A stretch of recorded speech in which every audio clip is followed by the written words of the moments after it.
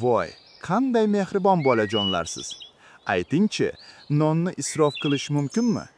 Yo'q, non aziz. Uni hurmat bilan yeyish kerak. Ajoyib. Endi aytingchi, ovqat yeyotganda gaplashish to'g'rimi?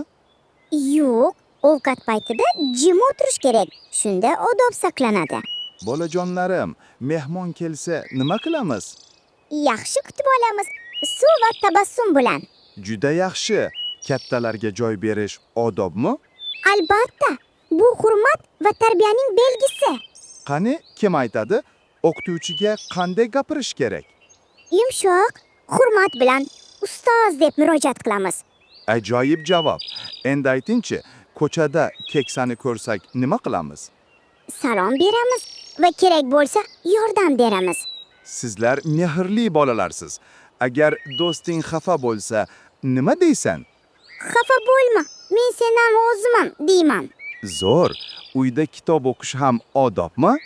Ha, kitob o'qish aqlni ziyoda qiladi. Juda yaxshi. Kichiklar bilan o'ynaganda qanday bo'lish kerak? Ularni urishmaslik, mehr bilan o'ynash kerak. Barakalla. Agar biror narsa sindirib qo'ysak, nima qilamiz? Rostini aytamiz, kechirim so'raymiz. Bolajonlar, rahmat deganda yurakda nima bo'ladi? Minnatdorchilik va iliqlik paydo bo'ladi. Juda to'g'ri. Kimdir seni mazax qilsa, nima qilasan? Jimgina o'taman. Javob qaytarmayman. Bu odob. O'qishdan charchasak, nima qilamiz?